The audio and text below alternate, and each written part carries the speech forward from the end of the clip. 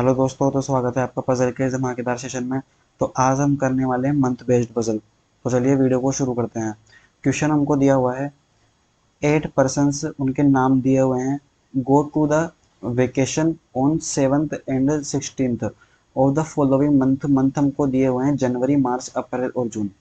तो सबसे पहले जब भी हमको मंथ बेस्ड पजल और उसमें अगर डेट भी दी हुई हो, तो सबसे पहले हम उसमें मंथ के नाम लिख देते हैं और उनके सामने डेट डेट लिख देते हैं। जैसे कि यहाँ पर हमको दिया हुआ है जनवरी, जनवरी के आगे 7-16, फिर यहाँ लाइन खींच देंगे, एक लाइन यहाँ पर ड्रॉ कर देंगे। जनवरी के बाद है मार्च, मार्च के बाद है अप्रैल, अप्रैल के बाद है जून। 7-16 यहाँ भी लिखेंगे, यहाँ भी 7-16 और 7-16, और ये हमने अलग अलग लाइन्स बना ली इनके लिए। अब कंडीशंस को नोट करते हैं। Only one person goes vacation, अच्छा, only one person goes to the vacation on one day, मतलब एक डेट पर केवल एक ही व्यक्ति वेकेशन पर जाता है।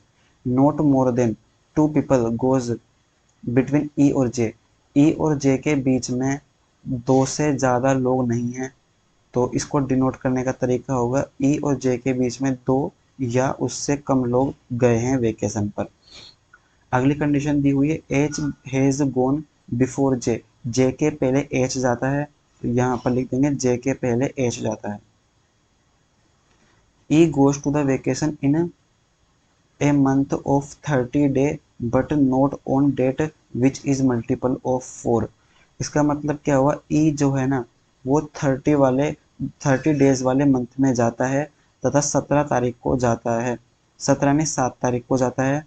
क्योंकि इसने मना किया हुआ है जो भी 4 का मल्टीपल है उस डेट पर नहीं जाता है, मतलब 16वीं तारीख को नहीं जाएगा, और अगर 16वीं तारीख को नहीं जाएगा तो 7 तारीख को जाएगा। कौन, E. Minimum 4 number are going vacation between H और आई, मतलब एच और आई के बीच में 4 लोग या फिर उससे अधिक लोग जाते हैं, क्योंकि मिनिमम 4 बोला गया है हमको। 2 person goes to the vacation between E और के, ई और के बीच में कितने लोग हैं, 2 लोग हैं, तो ई और के बीच में 2 लोगों को इस तरह लिख देंगे। Not more than 1 person goes to the vacation between K और जे, के और जे के बीच में नॉट मोर देन 1 पर्सन, मतलब इनके बीच में या तो एक लोग जाएंगे या फिर कोई भी नहीं जाएगा, के और जे के बीच में। जे कौन से महीने में है, 31 वाले में है, तो जे के पास में लिख देंगे 31। एफ गोज जस्ट बिफोर जी, जी के जस्ट पहले जो है ना एफ जाता है, बट इन डिफरेंट मंथ, तो यहाँ पर ऐसे लिख करके क्रॉस लगा देंगे और लिख देंगे मंथ। नहीं, यहाँ पर हमको बोला हुआ है एफ और एफ गोज। अगली कंडीशन दी हुई है, इसको पहले ड्रॉ कर लेते हैं। अगली कंडीशन हमको दी हुई है, जी के जस्ट पहले एफ जाता है, जी के जस्ट पहले एफ लिख देंगे, but not in different month, इसका मतलब ये दोनों जो है ना सेम मंथ में जाते हैं। के and J not does not go on same month, इसका मतलब के और जे डिफरेंट डिफरेंट मंथ में जाते हैं। तो देखो यहाँ पर के और जे लिखा हुआ है, इसका मतलब डिफरेंट डिफरेंट मंथ में जाते हैं, तो यहाँ पर हम ऐसे क्रॉस लिख करके लिख देंगे मंथ। ये हो गया मंथ। सबसे पहले देखते हैं मार्च और जनवरी, अप्रैल और जून में से कौन कौन से तो 30 दिन वाले महीने हैं और कौन कौन से नहीं है। तो जनवरी में होते हैं 31 दिन, मार्च में भी होते हैं 31 दिन, अप्रैल में होते हैं 30 दिन, जून में होते हैं 30 दिन। सबसे पहले हमको कंडीशन दी हुई है, ई जो है वो 30 डेज वाले मंथ में 7 तारीख को है। तो देखो ई के लिए कौन कौन सी जगह होगी, या तो ई यहाँ पर हो सकता है या फिर ई जो है यहाँ पर हो सकता है। तो सबसे पहले हम लगाएंगे मिनिमम पॉसिबिलिटी। मिनिमम पॉसिबिलिटी क्या होती है, जहाँ पर हमको नीचे से या ऊपर से कोई भी एलिमेंट पास आता दिखाई दे, हम सबसे पहले उसी को नोट करते हैं। तो ई देखो कहाँ से पास है, नीचे से पास है, तो ई को लिख देंगे हम 7 जून पर सबसे पहले। तो ऊपर वाली कंडीशन को मैं इरेज कर देता हूँ, ई को लिखेंगे हम 7 जून पर। ये लिखा हमने ई को 7 जून पर। ई से 2 छोड़ करके के है, तो 2 छोड़ करके के हो जाएगा यहाँ पर। अब देखो के और जे जो है वो डिफरेंट डिफरेंट मंथ में है और जे 31 वाले में है। जे को अगर मैं नीचे लिख दूं तो ये तो 30 वाले में आ जाएगा। इसका मतलब जे नीचे तो आ नहीं सकता।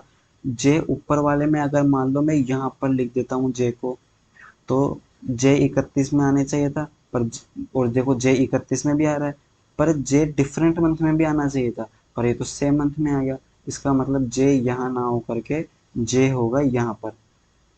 अब देखो ये इनके बीच में एक का गैप भी है और ये डिफरेंट डिफरेंट मंथ में भी है और जे 31 वाले मंथ में भी है। इसका मतलब अभी तक तो कंडीशन हमारी ठीक है। ये वाली कंडीशन पूरी हो चुकी है, ये कंडीशन पूरी हो चुकी है, ये कंडीशन पूरी हो चुकी है। ई और जे के बीच में 2 या उससे ज़्यादा लोग हैं, ई और जे के बीच में। तो देखो ई और जे के बीच में 4 लोग हैं, 2 से ज़्यादा लोग हैं, बिल्कुल ठीक है कंडीशन। मतलब जे के ऊपर एच है तो जे के ऊपर आ जाएगा एच यहाँ पर।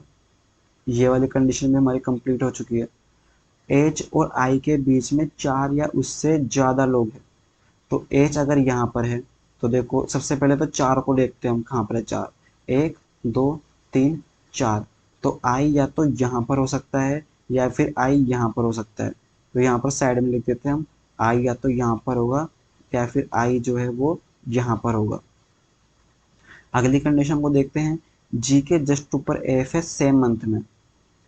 मान लो मैं जी को यहाँ पर लिखता हूँ तो जी के जस्ट ऊपर एफ तो हो नहीं पाएगा, तो जी के जस्ट ऊपर एफ के लिए केवल यही जगह बची हुई है। यहाँ लिख देंगे जी के जस्ट ऊपर एफ सेम मंथ में, सेम मंथ में।